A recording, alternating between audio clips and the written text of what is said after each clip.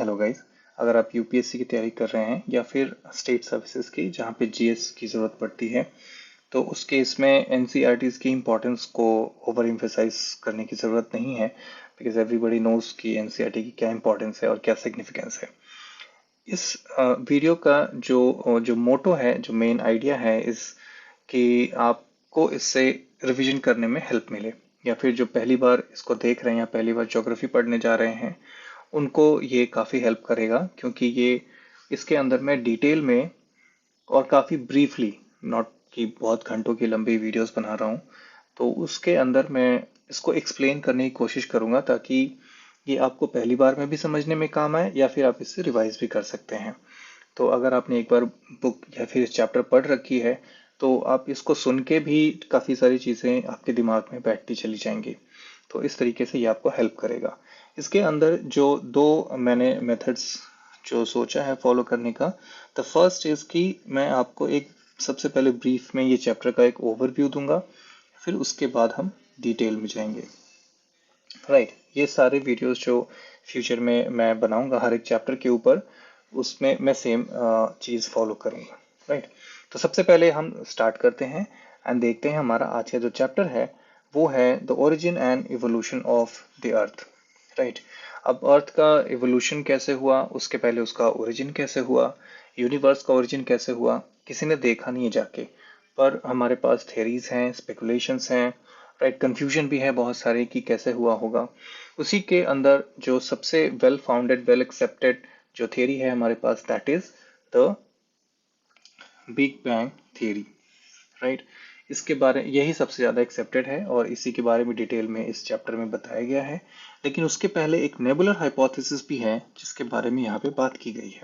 Right, तो big bang theory के बारे में हम उसके पॉस्टुलेट्स देखेंगे। एक सिंगुलैरिटी टर्म है जिसके ऊपर ऑलरेडी क्वेश्चन पूछा जा चुका है यूपीएससी में, तो ये काफ़ी इंपॉर्टेंट है, हम इसको भी समझेंगे। देन उसके पॉस्टुलेट्स के अंदर हम देखेंगे कि अर्थ का बर्थ कब होता है, उसके पहले यूनिवर्स का बर्थ कब होता है, और फिर हमारे स्टार्स का बर्थ कैसे होता है, प्लैनेट्स का बर्थ कैसे होता है, प्लैनेट यानी कि हमारे अर्थ का बर्थ कैसे होता है, उसके अंदर एटमॉस्फेयर कैसे आता है, लाइफ कैसे स्टार्ट हुआ, यही सारी चीज़ें हमें इसके अंदर देखनी है। राइट, ये चैप्टर बहुत ही छोटा है और काफ़ी जल्दी निपट जाएगा। तो चलिए, ये एक ब्रीफ था। अब हम इसके बारे में थोड़ा डिटेल में देखने की कोशिश करते हैं। तो ओरिजिन ऑफ द अर्थ के लिए सबसे पहला जो इम्पोर्टेंट जो हाइपोथेसिस है हमारे पास, that is called nebular hypothesis. कि नेबुलर हाइपोथेसिस है, और इसके अंदर जो सबसे इम्पोर्टेंट चीज़ है वो ये समझना है कि इसके अकॉर्डिंग, नेबुलर हाइपोथेसिस के अकॉर्डिंग, जो अर्थ का जो फॉर्मेशन है, जो बर्थ है, वो एक क्लाउड से होता है। राइट, एक क्लाउड है सन के अराउंड, उसी क्लाउड के अंदर से because of difference in gravitation जो क्लाउड है वो कंडेंस होने लगता है और फिर वहां से प्लैनेट्स का फॉर्मेशन होता है। राइट, तो आपको इतना ध्यान रखना है and that is very useful कि अगर आपके पेपर में आए कि नेबुलर हाइपोथेसिस में प्लैनेट्स की जो बर्थ है वो कहाँ से होती है, that the planets come out of a cloud. ठीक है ना, और इसी क्लाउड को आगे भी फॉलो किया जाएगा, जो जिसको टर्म दिया जाएगा नेबुला बिग बैंग थ्योरी में। हम उसको अभी जस्ट अभी देखेंगे।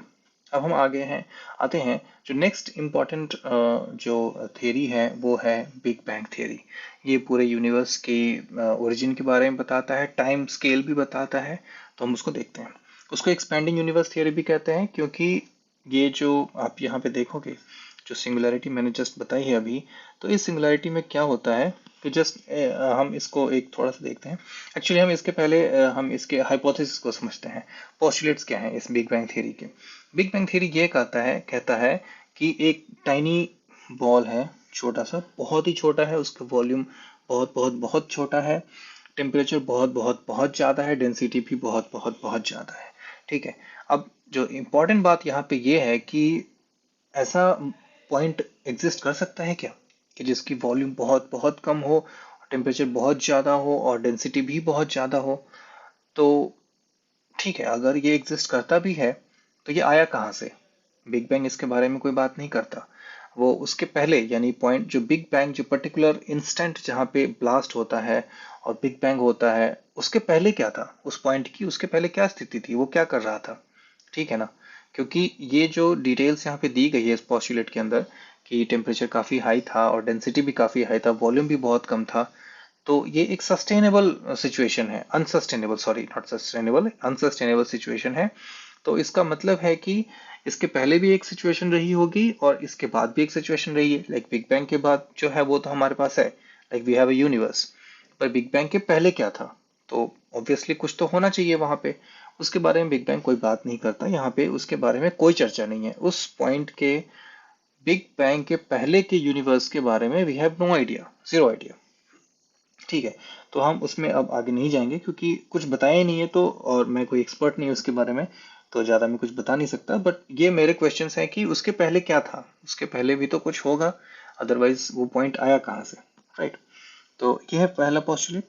दूसरा पॉस्टुलेट ये है कि जो जो एक्सप्लोजन होता है, the blast, that explosion happens very violently, और मतलब with in a fraction of seconds expansion काफी ज्यादा हो जाता है, टेम्परेचर काफी बढ़ जाता है, और एकदम रैंडम मूवमेंट होती है उसके स्प्लिंटर्स की, कह सकते हैं। जैसे बम फटता है एक, तो एक बम फटने के बाद जो स्प्लिंटर्स की मूवमेंट होती है, एग्जैक्टली लाइक दैट वे जो सिंगुलैरिटी है, पॉइंट ऑफ सिंगुलैरिटी, वहां से mass, energy, everything splinters around in every direction, in all the directions.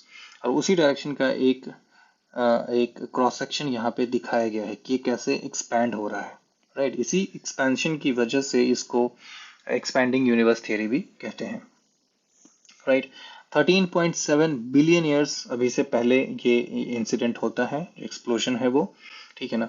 उसके बाद कुछ एनर्जी जो है, क्योंकि एक छोटे से पॉइंट में ये सारा कुछ कंडेंस्ड है, तो ऑब्वियसली एनर्जी काफी ज्यादा होगी। उसी एनर्जी से कुछ एनर्जी जो है वो मास में कन्वर्ट होता है, और फाइनली हम देखेंगे कि एक क्लाउड बनता है। उस क्लाउड को कहते हैं नेबुला, ठीक है ना, यहाँ पे नेबुला कहा गया है। और इसी नेबुला से हमारे प्लैनेट्स, हमारे स्टार्स सब निकलेंगे, राइट।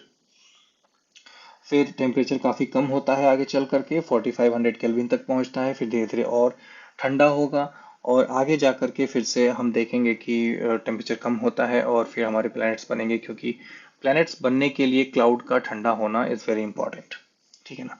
अब ये जो हमने बिग बैंग थ्योरी पढ़ा, उसके एक अगेंस्ट एक स्टेडी स्टेट थ्योरी भी है, जो ये कहता है कि कोई बिग बैंग कभी हुआ नहीं, जो स्टेट अभी है वही स्टेट हमेशा से था।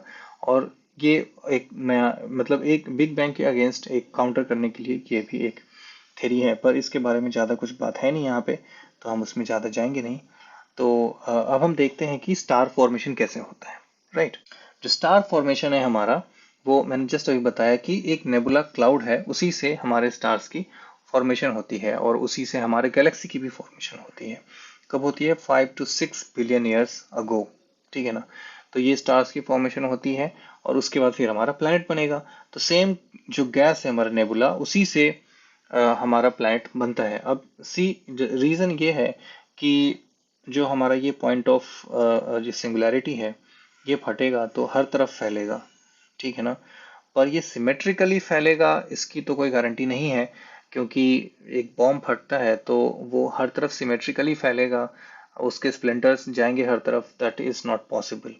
तो इसी वजह से किसी तरफ जो है, सॉरी, किसी तरफ जो है वो ग्रेविटेशन ज्यादा होगा, किसी तरफ कम होगा, और उस ग्रेविटेशन के डिफरेंस की वजह से कंडेंसेशन स्टार्ट होगा, और फिर प्लैनेट्स के फॉर्मेशन होंगे, स्टार्स के फॉर्मेशन होंगे, ठीक है। तो हमारा अर्थ जो है वो, अब आते हैं हम अर्थ के एवोल्यूशन के बारे में। हमारा अर्थ बन गया इसी क्लाउड से, और इस क्लाउड से हमारे अर्थ के बनने के बाद 4.6 बिलियन ईयर्स अगो हमारे अर्थ का फॉर्मेशन होता है, राइट।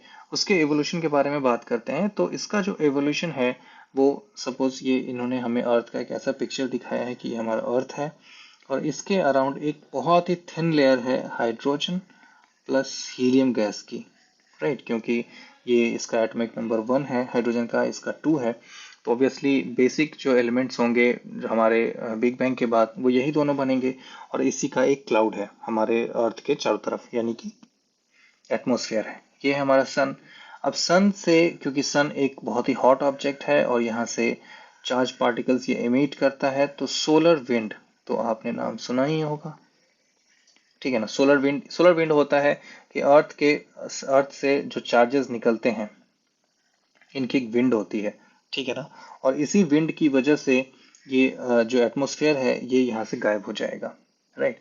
इसको कहते हैं loss of primordial atmosphere. Primordial का मतलब ये होता है, प्राइमोर्डियल वर्ड एक्चुअली बार बार आएगा, आगे के चैप्टर्स में भी आएगा।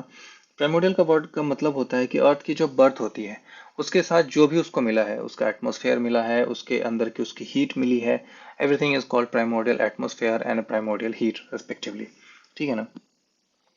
तो ये देखते हैं, ये हमने देखा अभी कि पहला जो अर्थ के ऊपर एटमॉस्फेयर है वो फिर सन की सोलर विंड की वजह से वो गायब हो जाएगा। ये हम एवोल्यूशन पढ़ रहे हैं। फिर आएगा एवोल्यूशन ऑफ लिथोस्फेयर।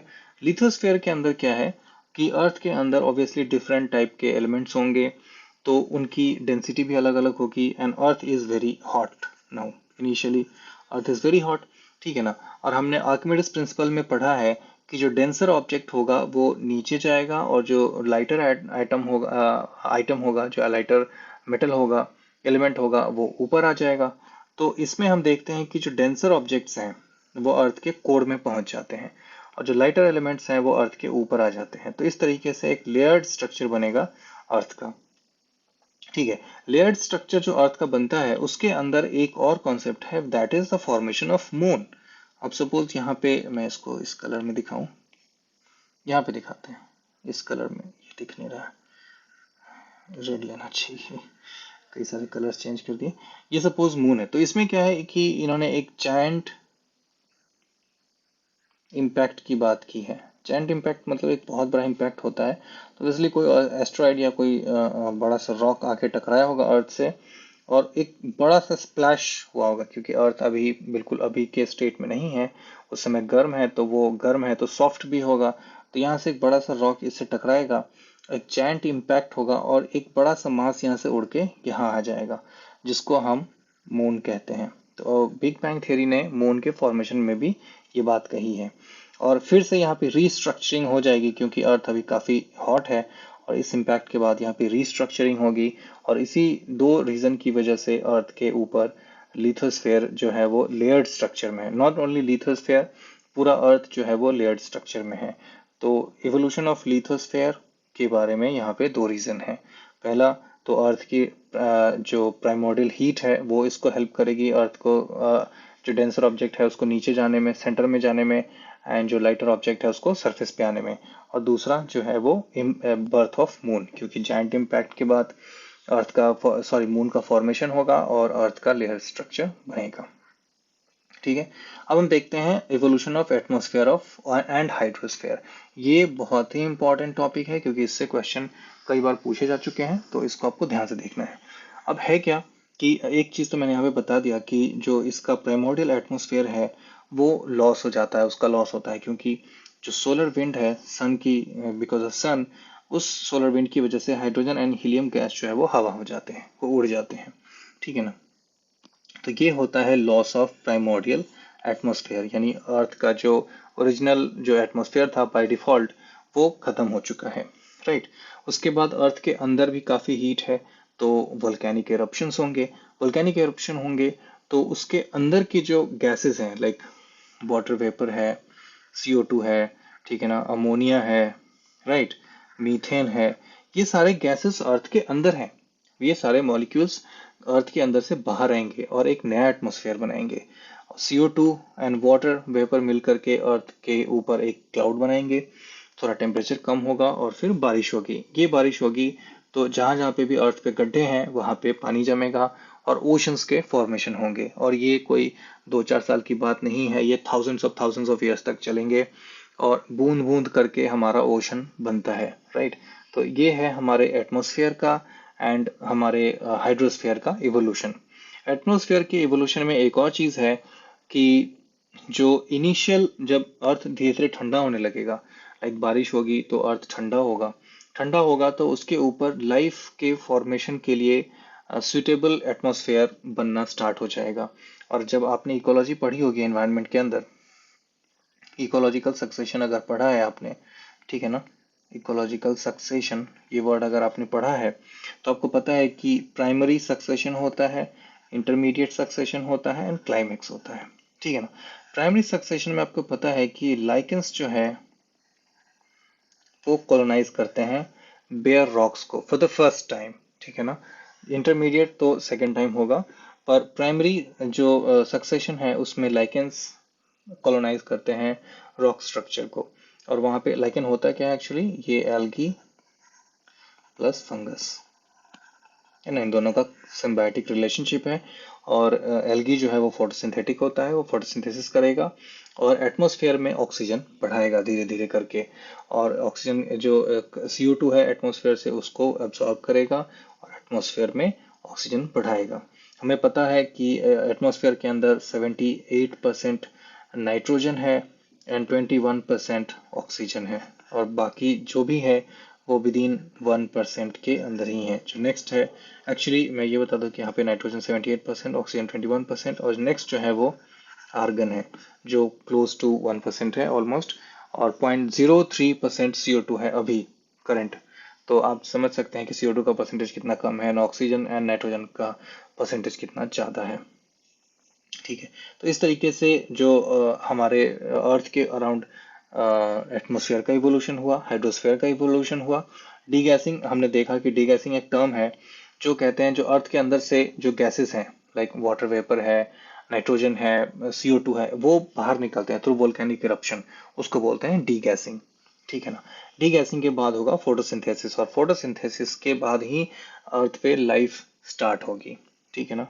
फिर धीरे धीरे करके जो सिंगल सिंगल सेलुलर ऑर्गेनिज्म आएंगे, फिर मल्टी सेलुलर ऑर्गेनिज्म आएंगे, फिर एनिमल्स आएंगे, एम्फीबियंस आएंगे, फिर पहले तो ओशन में लाइफ स्टार्ट होगी, फिर एम्फीबियंस आएंगे, फिर रेप्टाइल्स, और इस तरीके से जो लाइफ की जो जो एक जर्नी है वो फाइनली पहुंचती है ह्यूमन बीइंग तक, जो अभी हम और आप सभी लोग हैं, right.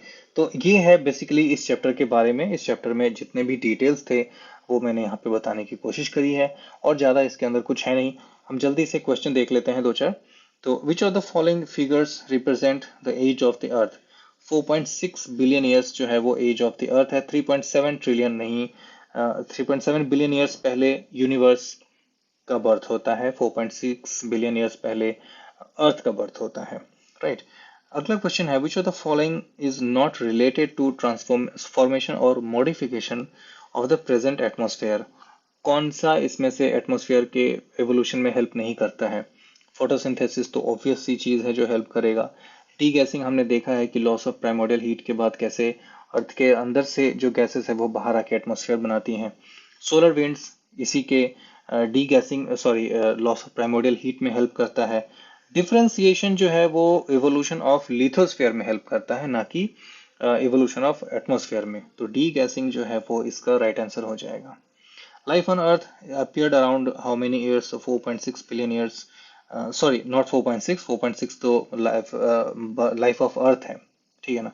3.8 million years, sorry not million, 3.8 billion years पहले यहाँ पे अर्थ पे लाइफ स्टार्ट होती है। आई एम श्योर कि 3.8 मिलियन है, ये बिलियन है, 3,800 मिलियन ईयर्स है, तो इसको हम अगर चेंज करेंगे तो 3.8 बिलियन ईयर्स हो जाएगा। तो ये हमारे लाइफ स्टार्ट होती है यहाँ पे, राइट। इसके बाद और तो कुछ क्वेश्चन नहीं है। तो ये था हमारा ये फर्स्ट चैप्टर। आई होप कि ये आपके लिए हेल्पफुल है और ये आपको रिवीजन में हेल्प करेगा। और अगर स्टिल आपको कुछ कहीं पे इनकंसिस्टेंसी दिखती है या फिर कहीं पे कुछ सजेशन आप नोटिस करते हैं तो please put in the comment section, I definitely improve. See you in the next section. Thanks for watching. See you soon. Bye bye.